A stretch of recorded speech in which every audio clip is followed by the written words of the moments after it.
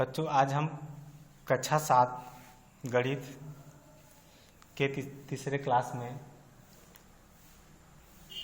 अभ्यास 1C का अध्ययन करेंगे, जिसमें निम्नांकित दो परिमेय संख्याओं में पहला सवाल है, निम्नांकित दो परिमेय संख्याओं में कौन बड़ी है। इसमें आपका दिया है -7/9 और 7/9 कौन है, -7/9 और -7/9 में कौन बड़ी है। हमको बड़ी और छोटी में देखना होता है कि इसका हर बराबर है कि नहीं। अगर बराबर नहीं तो उसको बराबर करना होता है, अगर बराबर है तो हम अंश को देखकर बता सकते हैं कौन सा संख्या बड़ा है और कौन सा संख्या छोटा है। तो हम देख रहे हैं क में कि हर दोनों का 9 दिया है, दोनों का 9 दिया है, तो अंश में एक ऋणात्मक संख्या है और एक धनात्मक संख्या। तो -4 छोटी होगी और किससे, 7 से। सॉरी उल्टा हो गया, -4 छोटी होगी, 7 बड़ी होगी।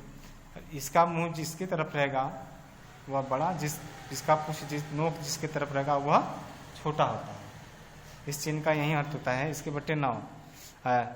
इसे हम इस तरह से बता सकते हैं कि -4/9 छोटा है, 7/9 बड़ा है। यही हमारा हो गया आंसर। इसमें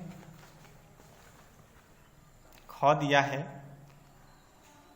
कि 3/4 -3/4 व -5/8 में कौन बड़ी है। तो हर देख रहे हैं हम, यहाँ हर बराबर हमारा नहीं है, तो हमको हर को बराबर करनी है। तो हर को बराबर करने के लिए 4 और 8 का लसाअ 8 होगा। तो हम 4 से भाग देंगे हर लसाअ में 8 में, 4 दूनी 8, 2 बार में जा रहा है और 2 का गुणा करेंगे 3 में, -3 दूनी 6 हो जाएगा। इसके बाद 8 एकम 8, 8 एकम 8, 1 का गुणा करेंगे 5 में, 5 एकम 5। तो अब देखना है कि -5 बड़ी होती है कि -6, तो -5 बड़ी होती है। तो इस तरह से हम कर देंगे, अर्थात -3/4 छोटी, -5/8 बड़ी। ये हो गया हमारा आंसर। इस तरह से बड़ी और छोटी संख्याओं को आप देख करके बता सकते हो हल करके। और इसके ग और घ 2 सवाल हैं और आप इसको भी कर सकते हो। दूसरे सवाल में करा है निम्नांकित दो परिमेय संख्याओं में कौन छोटी है। पहले वाले सवाल में था कौन बड़ी है और दूसरे में कह रहा है कौन छोटी है। तो इस पहले सवाल की तरह ही आप दूसरे सवाल को भी हल कर लीजिएगा।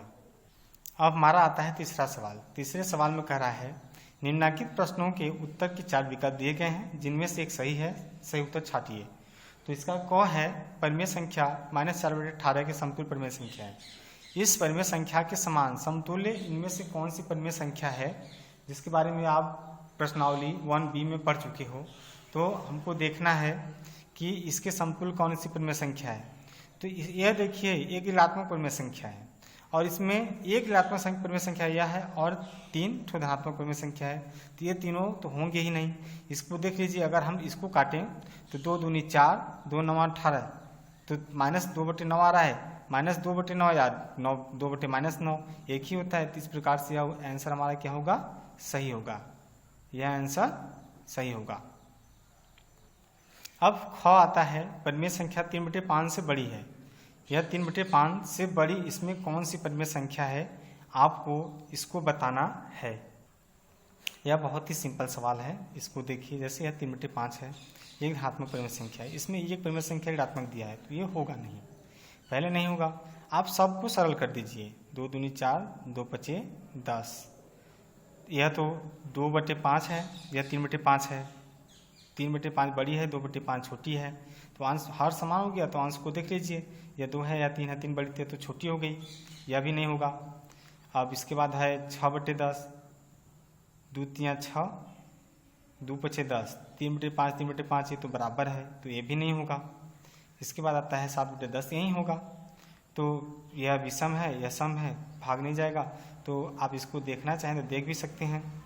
3/5 7/10, इसका लसाअ 10 होगा, 5 दूनी 10, 2 3 6, 10 कम 10, 1 7 7, यही बड़ा है, 7 बड़ा है, अर्थात ये बड़ा है।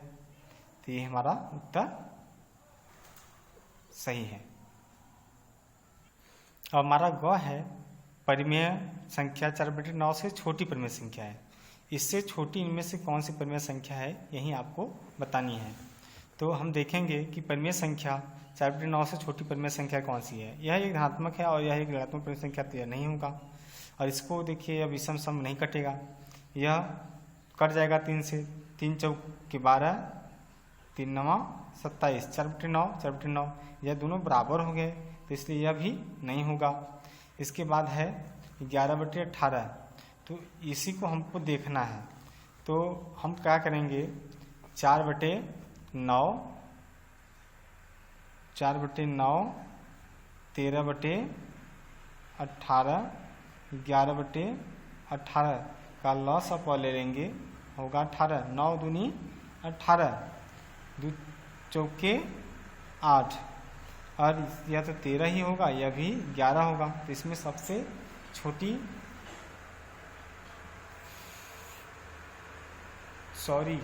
हमको पूछा है सबसे छोटी परिमेय संख्या, ये सब नहीं, सबसे छोटी यह ऋणात्मक है, यही होगा। यह एक ऋणात्मक परिमेय संख्या है, तो सबसे छोटी यही होगी और इसमें कोई नहीं होगा। हम ध्यान नहीं आया, हम बड़ी परिमेय संख्या सोच लिए, इसलिए सबसे छोटी परिमेय संख्या यह कि ऋणात्मक दिया है, तो इसमें देखने का कोई औचित्य नहीं किसी को भी। अगर एक धनात्मक परिमेय संख्या है और 3 धनात्मक परिमेय संख्या दिए हैं, एक ऋणात्मक दिया है, तो वही सबसे छोटी परिमेय संख्या होगी।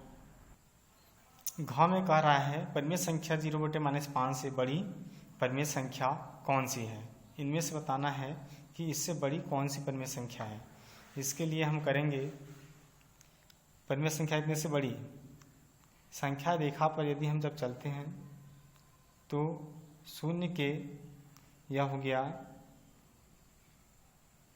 दायां पक्ष, यह हो गया बायां पक्ष,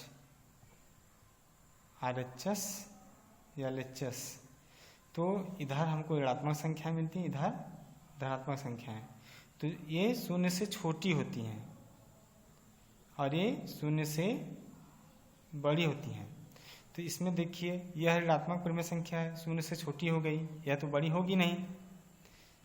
और यहाँ देखिए, यह ऋणात्मक, क्या ऋणात्मक, तो ऋण से ऋण कट गया, हो गया 2/7, यह एक धनात्मक परिमेय संख्या हो गई, जो कि कहाँ होगी, दाईं तरफ।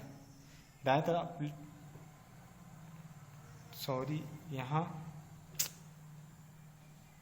LHS, यह होगा RHS।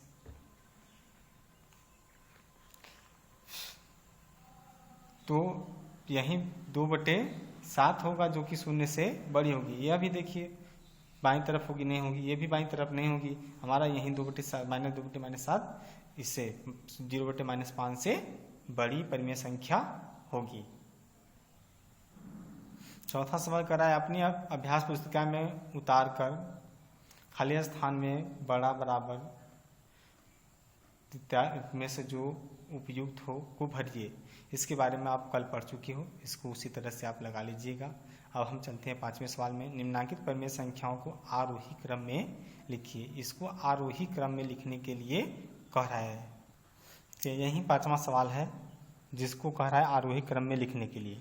तो हमको पहले आरोही क्रम में लिखने के लिए इनको सरल सही क्रम में बनाने के लिए पहले हरों को धनात्मक करना पड़ेगा। हर ऋणात्मक है तो हम लिखेंगे हरों को धनात्मक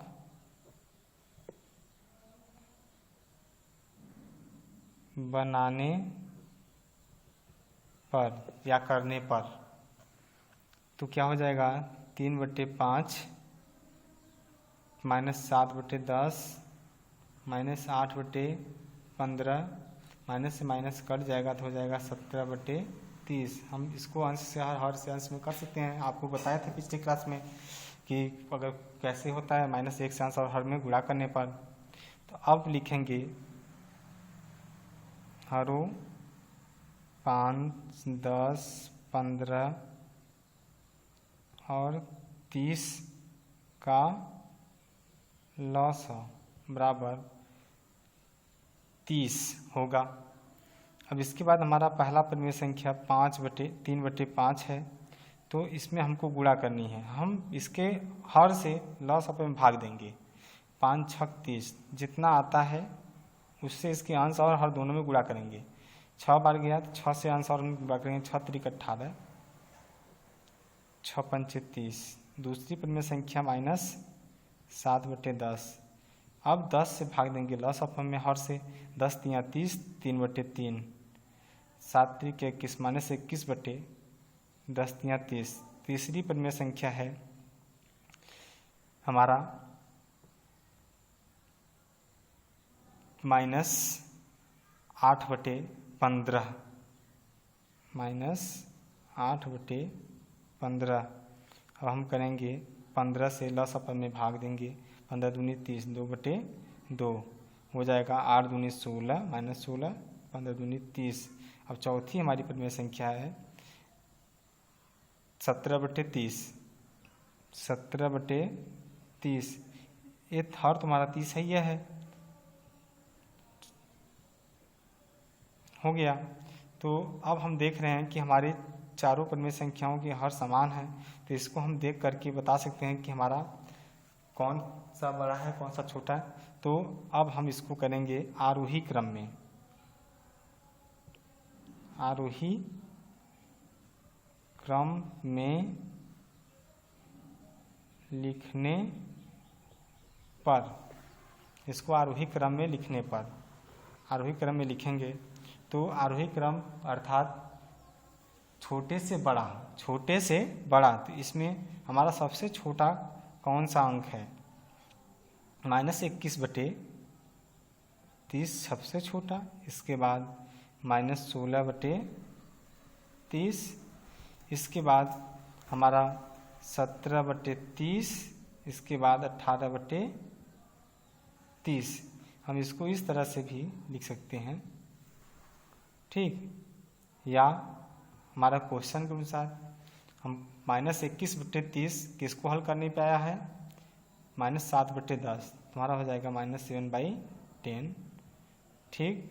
इसके बाद -16/30 -8/15। 17/30 हमारा 17/30 है, ये है। इसके बाद 18/30 3/5 को हल करने पर, 3/5 को हल करने पर ये हमारा आरोही क्रम हो गया आंसर। इसी प्रकार से अगर इसको अवरोही क्रम में लिखना होता तो हम पहले बड़े वाले को लिखते, इसको उलट देते। पहले इसको लिखते, फिर इसको लिखते, फिर इसको, फिर इसको, पहले यहाँ से शुरू करते, मतलब बड़े से छोटे को लिखते। तो अगले क्वेश्चन में हमारा कह रहा है निम्नांकित परिमेय संख्याओं को अवरोही क्रम में लिखिए। अवरोही क्रम में लिखने के लिए आपको क्या करना होगा? बड़े से छोटे को लिखना होगा। आरोही क्रम में छोटे से बड़े को, जैसे हम लिखे हैं, आरोही क्रम में बड़े से छोटे को। तो हमारा यह चैप्टर समाप्त हो गया। इसमें आपका दिया है दक्षता अभ्यास, आपको स्वयं अपने से पढ़नी है, आप इसको पढ़िए। अब इसके बाद हम अगले क्लास में अगला अभ्यास पढ़ाएंगे।